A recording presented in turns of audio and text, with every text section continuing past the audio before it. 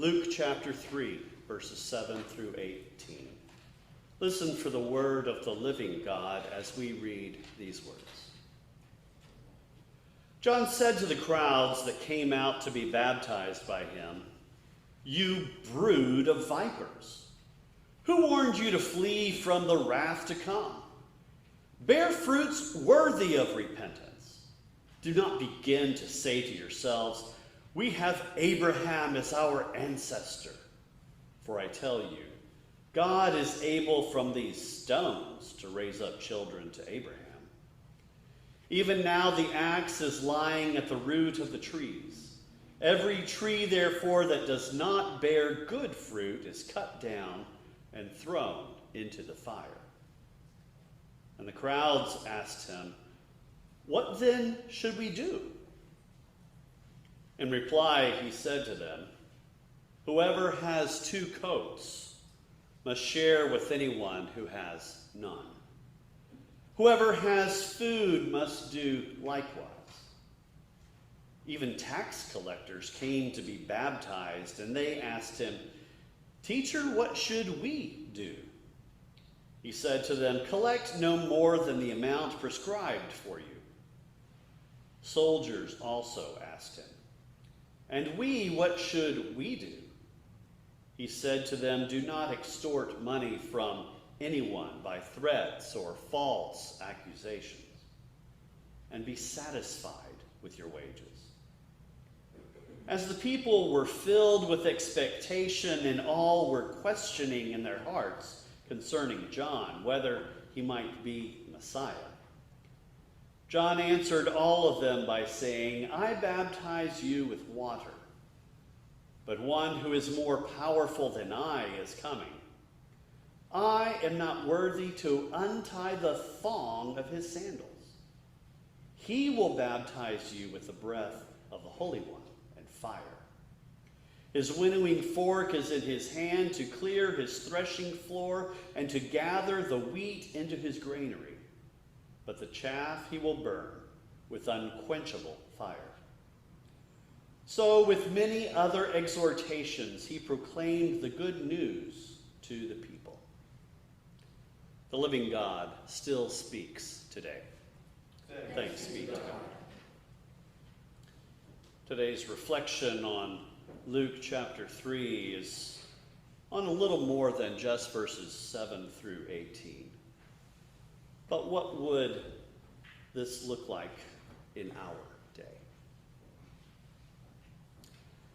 On the heels of the Occupy Wall Street movement, with growing unrest over economic inequality, Kalataka began speaking up about justice, equality, and a coming revolution from God. Her voice gained traction in various quarters through the traditional news media, corporate America, and many in government downplayed her impact and tried to speak over her. Countering calls to hail the economy over stock prices and shareholder value, Kalitaka spoke out regarding commoners being able to afford good food, health care, housing, child care, and education for themselves and their children. She was striking a chord with many who saw her words repeated on blog sites and podcasts, discussion boards, and social media.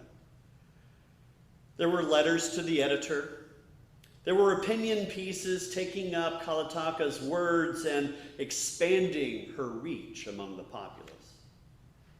Television magnates sought to get her face on their particular channels, even as they attempted to circumvent any real changes resulting from growing pressure for less attention on profit and more on meeting the needs of all, sharing the nation's bounty with all comers.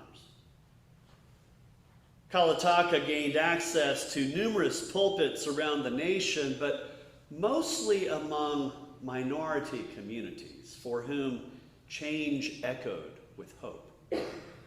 A message heard and taken up by many on the margins of society was not a message many others wanted to promote. It ran against their personal interests. Kalataka spoke for including those traditionally kept out of boardrooms and economic discussions on media channels dedicated to business and finance. Rather than amplifying the concerns of chief executive and financial officers, Kalataka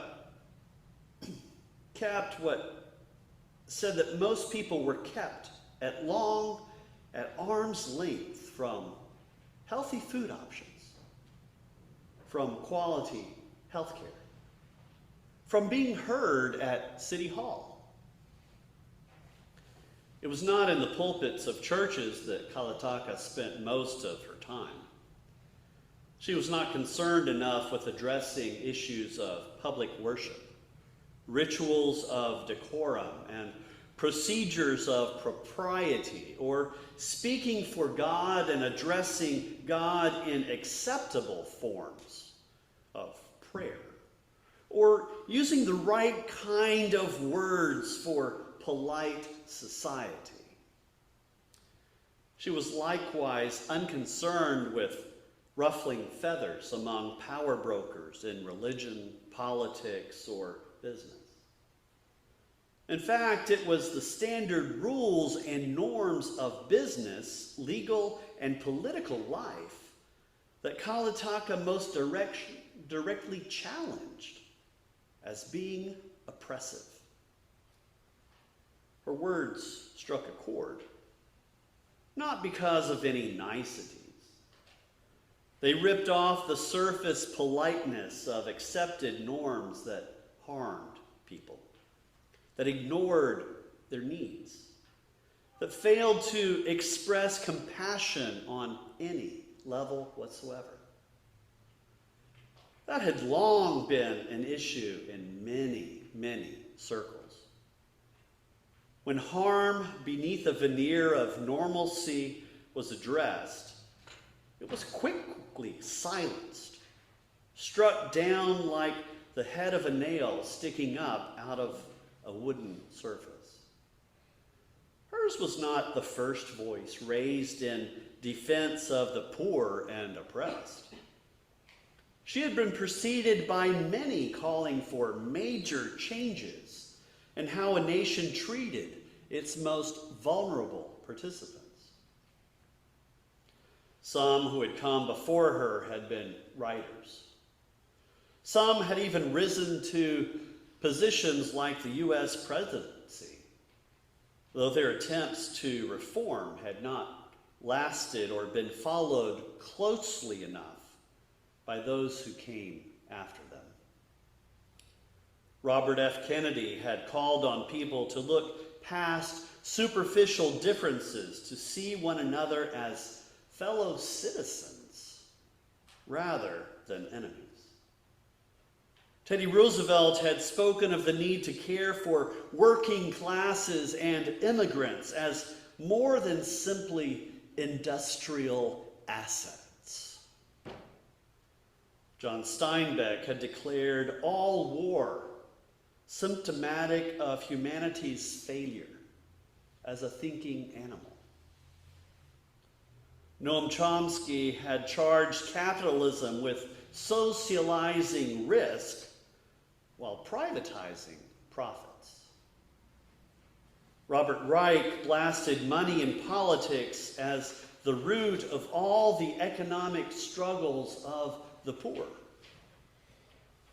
Noel der Cámara had highlighted the political barriers to addressing the causes of poverty, while casting and celebrating charity as the solution.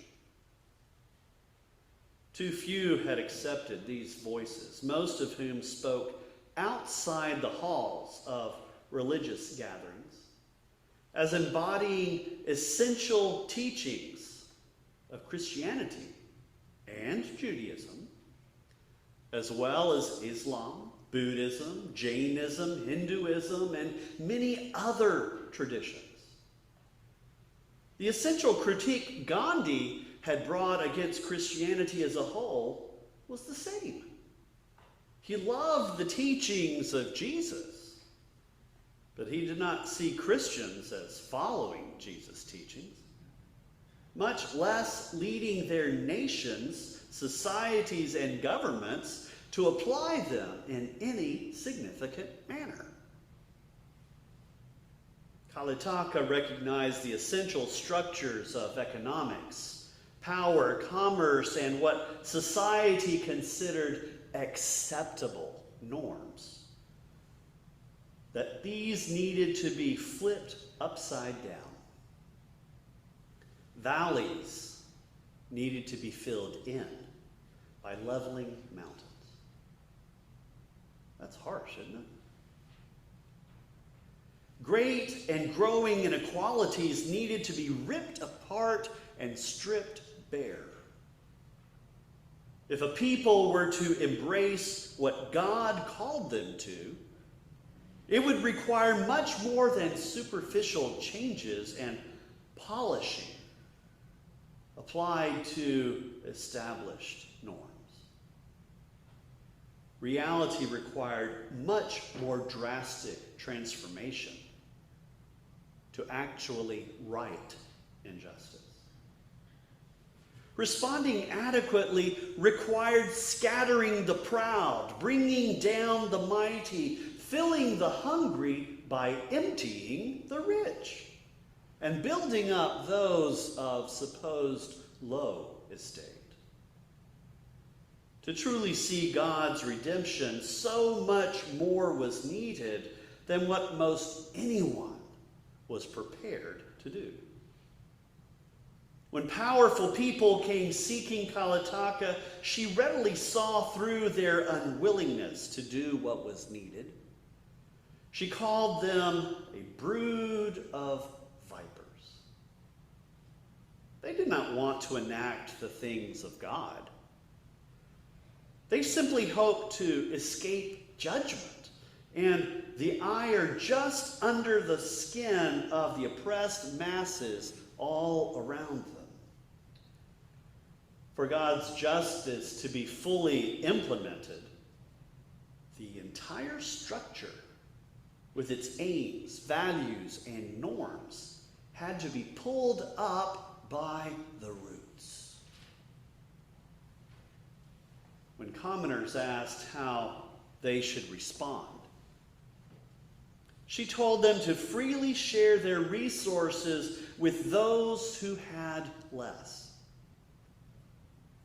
When those belonging to oppressive systems asked, she told them to refrain from participating in any oppression that their posts facilitated. She told them to take no advantage over others.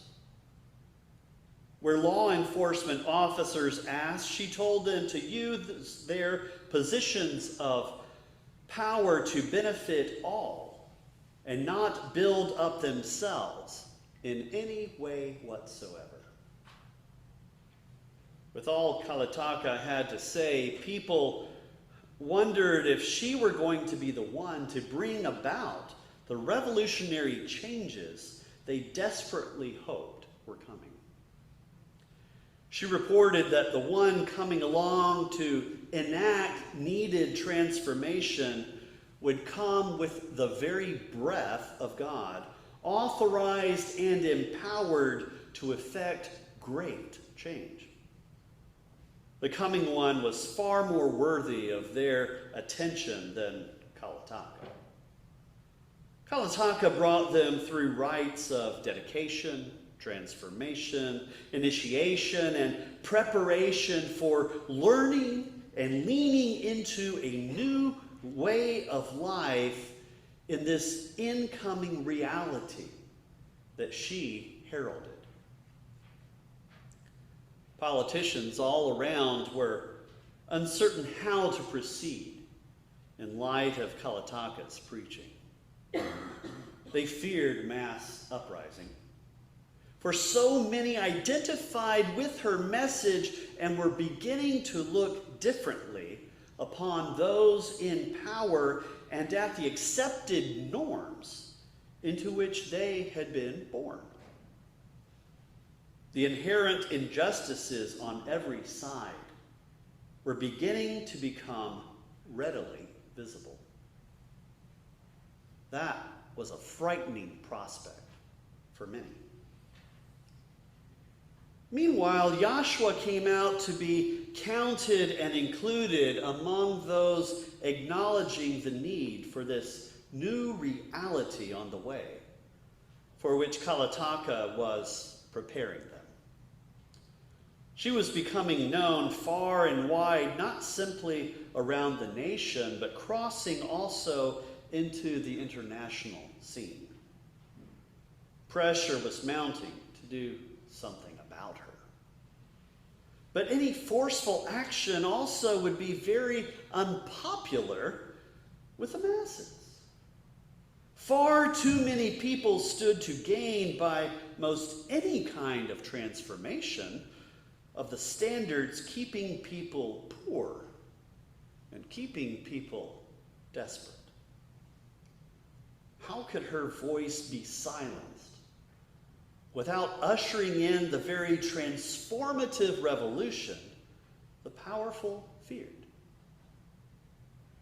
Equality was a threat to those amassing wealth and power for their own.